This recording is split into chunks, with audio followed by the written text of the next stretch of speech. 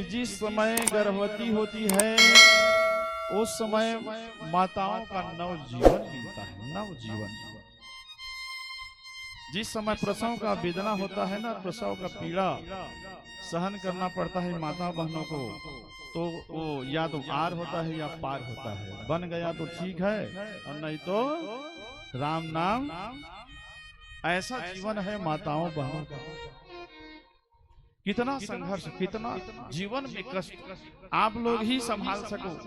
पुरुष लोग को यदि 2 दिन सौंप दो घर के काम को, तो राधे राधे। सुंदर प्रकार से बतलाया गर्भ के वेदना को। गर्भ में भगवान दर्शन देते हैं प्यारे बंधुओं। 4 जगह में दर्शन भगवान देते हैं। एक जहां पर कथा हो रहा है, दूसरा शमशान घाट में, तीसरा बीमारी के समय में। जब समय आता है ना, उस समय भगवान का दर्शन पहले। ये मानव तन कितना, एक दिन तो जाना है, एक ज्ञान मिलता है। यदि कोई समाप्त हो गया और उसको लेकर के जाते हैं और अपने हाथों से जब जलाते हैं, तो चाहे कितना पत्थर दिल का हो, उसका जो है उसका भी मन पिघल जाता है। कथा में बैठते हैं तब ज्ञान मिलता है। जब किसी को किसी प्रकार का बीमारी हो जाए, कैंसर हो जाए, ब्लड प्रेशर हो जाए, बीपी हो जाए, शुगर हो जाए, तो पहले ध्यान इस शरीर का आएगा, परमात्मा का आएगा। अहो प्रभु कैसे ठीक होगा। एक नारियल चढ़ाऊंगा हनुमान जी महाराज, हमारे कामना को पूरा कर देना। भगवान का याद पहले आता है, आप मानो या न मानो। इसीलिए मैं कहता हूँ शाकाहारी बनो। जितना समय बीतना था बीत गया। जितना समय जो भी मस्ती में बिताए बिता लिए। जो भी आपके द्वारा हुआ, कोई मद्यपान पीने वाला हो, दारू पीने वाला, कोई जुआ खेलने वाला, कोई गलत रास्ता में जाने वाला, कर लिए मन के हिसाब से।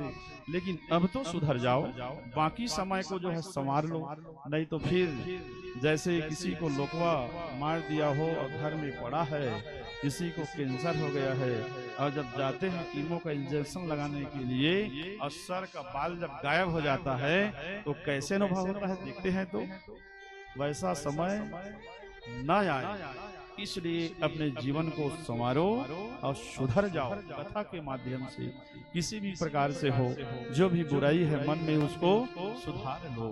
भगवान ने 2 ज्ञान दिया जीव को गर्भावस्था में। महाराज बहुत दुख है महाराज, बहुत पीड़ा है, मुझे इस नरक से बाहर निकालो।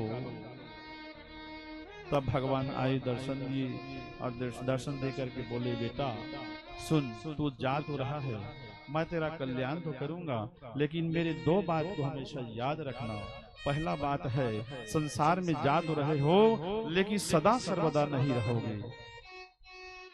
सुख दुख उतार चढ़ाव आता रहेगा, इसको हमेशा याद रखना। एक मुट्ठी में बांध लेना। और दूसरे मुट्ठी में ज्ञान दिया कि बेटा संसार में तुझको भेज तो रहा हूँ, लेकिन वहां जाकर के धन पुत्र स्त्री संसार संतान और संसार के जो सुख है इसको पा जाओगे ना, तो घमंड मत करना। क्यों? क्योंकि एक दिन तुझको मरना है। चाहे टाटा हो जाओ, बिरला हो जाओ, 1000 एकड़ के मालिक हो जाओ, ये संसार को तुम पालो। रावण आए थे, संसार को अपना समझ रहा था। कंस आए थे, सबको अपना समझ रहा था। दुर्योधन आया था, संसार को अपना समझ रहा था, लेकिन वो भी आज है जी चला गया।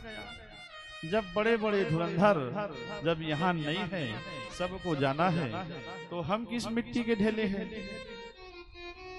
अरे हमको तो ये पता नहीं, अभी बैठे हैं सुंदर प्रकार से, और कब क्या हो जाएगा, कब बीपी हाई हो जाए, कब बीपी लो हो जाए, कब जीवन में क्या हो जाए। अभी बैठे हैं, कथा सुन रहे हैं, कन्नौज से आए हैं दीपक महाराज जी, सुंदर प्रकार से कथा सुना रहे हैं, बैठे हैं, लेकिन बाद में क्या होने वाला है किसी को पता नहीं। तो जो समय मिला है उस जीवन का आनंद उठाओ। ये जीवन अभी मिला है, पता नहीं कल रहेगा या नहीं रहेगा। रहेगा तब भी ठीक है, नहीं रहेगा तब भी ठीक है, लेकिन अभी जीवन मिला, अभी भगवान का वास आपके हृदय में। आपके हृदय में है भगवान गोविंद बांके बिहारी। आप उसको पहचानो, आप उसको ढूंढो कि भगवान ने कितना कृपा आपके जीवन में किया है और हम उस परमात्मा को भूल गए हैं। विचार करो कि हम कौन हैं। प्यारे बंधुओं, दूसरा लड्डू क्या दिया कि एक दिन जाना है। ये दो ज्ञान रखना। अच्छा साहू जी, परीक्षित जी महाराज ने दो प्रश्न क्या किया सुखदेव जी भगवान से, जोर से बताइए। है नहीं भाई, इसीलिए कहता हूँ बेटी बेटा हो चेत करा है नहीं भाई। दो प्रश्न किए थे। पहला प्रश्न किया था,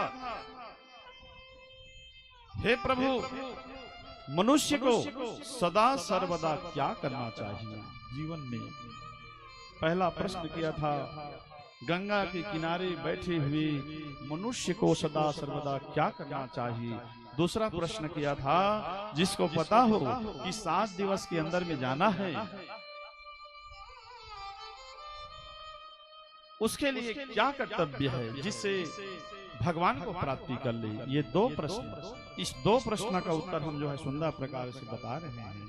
प्यारे बंधुओं, 28 प्रकार का नरक भागवत भगवान ने बताया। कुंभी पाक नरक, बैतरणी नाम के नरक इत्यादि प्रकार से कितने नरक बतलाया? 28 प्रकार के मुख्य मुख्य सुंदर प्रकार से नरक है। इस नरक से गुजरना पड़ता है और इनको हम अपने आंखों से देखते हैं ना। कोई बीमार पड़ा है, कभी सर्दी हो गया, कभी खांसी हो गया, किसी के शरीर में घाव हो गया, पीप निकल रहा है, अरे कितना दुर्गंध है। कोई सयाना घर में लोकवा से ग्रस्त है, सेवा कर रहे हैं, क्या करें प्रभु, बहुत नरक है भैया जीवन में। ये सब नरक है, इस नरक को भोगना पड़ता है। आप मानो या न मानो, यदि देख कर भी नहीं मानोगे, यदि हम देख रहे हैं सामने में और देख करके भी नहीं मार रहे हैं, तो हमसे बड़ा मूर्ख संसार में कोई नहीं है। अब चेत जाओ, जो हो गया वो हो गया।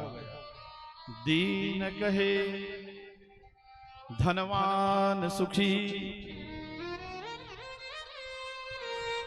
धनवान कहे सुख राजा को भारी। राजा कहे महाराज सुखी, महाराज कहे सुख इंद्र को भारी। एक दूसरे का जो काम है ना खराब लगता है नहीं भाई। गरीब बोलते हैं कि धनवान सुखी है, धनवान बोलते हैं कि राजा महाराजा को सुखी है, और राजा महाराजा बोलते हैं कि भगवान इंद्र को सुखी है। और इंद्र कहे चतुरानन को सुख, ब्रह्म कहे सुख विष्णु को भारी। इंद्र कहते हैं कि ब्रह्मा जी सुखी हैं, अब ब्रह्मा जी कहते हैं कि संसार को बनाने वाला भगवान सुखी है। लेकिन तुलसीदास जी महाराज का क्या कहना है? तुलसीदास विचार कहे हरि, हरि भजन बिना सब जीव दुखारी। हरि भजन बिना सब जीव दुखारी। भैया संसार में कोई सुखी नहीं है, और सुखी है तो केवल हरि के भजन करने वाला, संकीर्तन करने वाला। दिन भर में कुछ समय निकाल लो, कुछ समय निकाल करके भगवान की पूजा करो। 3 बात का ध्यान रखना, ठीक है जी, तभी भगवान मिलेगा। पहला है भक्ति, दूसरा है संबंध, और तीसरा है विश्वास। गठरी में बांध देना मेरे 3 बात। भक्ति करोगे ठीक है, भक्ति करो, उसके बाद में फिर सुंदर प्रकार से जो है संबंध बनाओ भगवान से। भगवान को जो भी संबंध बनाना है प्रेम से बना लो, माता पिता भाई बंधु कुटुंब परिवार, और उसमें विश्वास करो तो सुंदर प्रकार से भगवान प्रसन्न होते हैं। आइए नवधा भक्ति सुनाएंगे। हाँ, प्रथम भगत